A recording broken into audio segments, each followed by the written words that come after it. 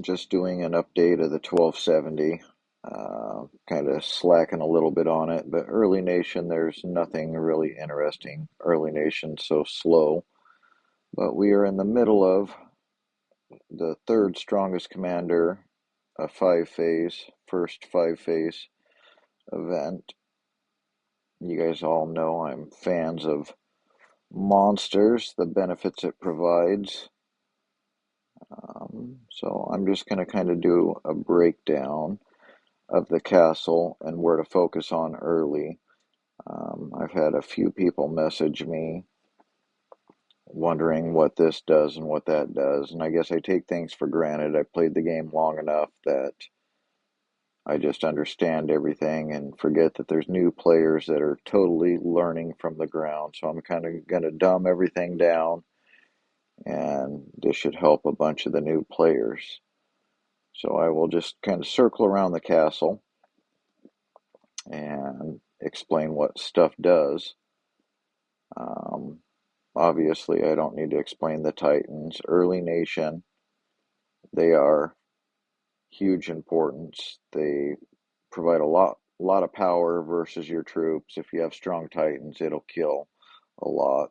As soon as you get about Castle 26, your troops are going to start taking over the strength of your Titans. Titans are still important. They'll end up being about half the battle. After 30, you're running on your statistics and power. Everything balances out.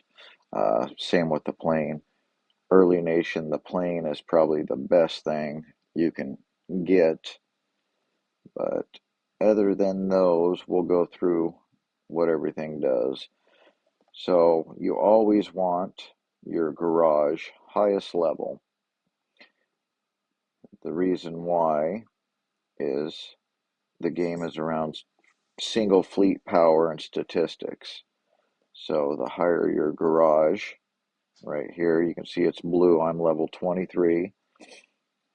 It increases your fleet size. So each level increases a good chunk of troops. Obviously, more troops in your fleet, the stronger your fleet. Officers.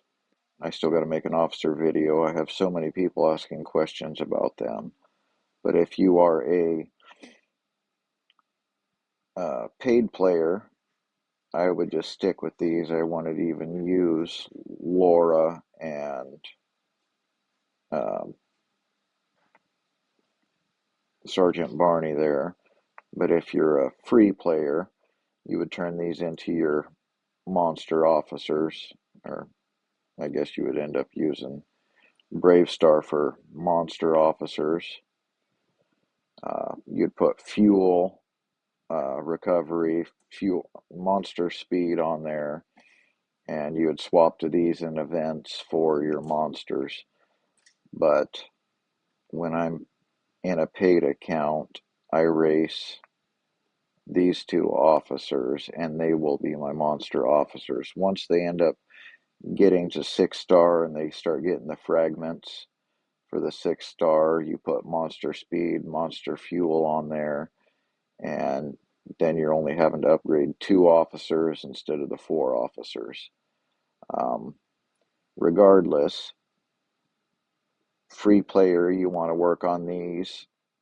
It increases your fleet size, command fleet size.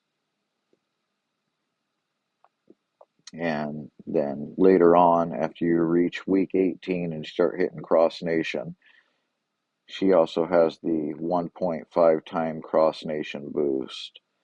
So, the new Officer Freya, Drill Master, she's amazing. She's kind of like a Tifa and a Drill Master. Um, Everybody likes Zeus. He's really good when you get him 6 starred, but for most people it would be a while. So I say focus on these three: Tifa, Aeon, and Crossbow. They all directly affect your statistics. Aeon, your melee HP, 100%. all ranges attack and 50% defense and HP. So those three will increase your stats. Let's move on. A lot of questions about zombies I've been getting. So your white dress will increase your monster power, your monster attack. Your red dress will increase the amount of zombies in your fleet. Early, I would work on the red dress. Pre-Castle 28, the only way you can start getting uranium is Medici's treasure. And in that event, it's about fleet size and zombies. You could send 3 times your fleet size of zombies. So obviously, the more zombies you have, the more you can send in Medici. Okay. Hospital, if you're going to be getting attacked quite a bit, you want to, well, I guess I'm clicked on training grounds. Hospital, you want to upgrade. If you're going to get attacked or you're kind of a weaker player, it will save your troops. What I focus on early is here. Every other level increases your recruitment speed and your batch troop size. So the quicker you can upgrade these, the more troops you can make at a whole lot less speed. Resources, if you're a paid player, you don't even worry about all your little resource tiles because you're going to purchase. Boy, Viber's blowing up. I have my video on equipment, how to gamble it, what you want to do with it. If you're a long range player, you'll want apparatus. And these two, I say these two no matter what, because you got your monster speed and your monster recovery. You can always tell what each one does right up here. It'll tell you. So long range, these 3, mid range, these 3. The top 4 are attack, bottom 4 are defensive equipment. Always try to make sure your recruitment stations are highest level, making the highest level troop. There's 6 things that make up your fleet power, which the game is designed around: your titans, your equipment, fleet size, troop level. So whatever you can do to increase your single fleet power. Battle power, overall battle power means nothing unless you're doing Mother of Doom or someone's trying to hit your castle. And I think that's about it. 1270 is off to a good start. We got some strong players growing. A little bit of turmoil early on, but it seems to be resolved, so it's a peaceful nation. What else can I give you an update on here? Commander skills. Like I say, killing monsters, I'm an advocate because you get Commander XP and Officer XP. So right now I'm in farm mode, obviously.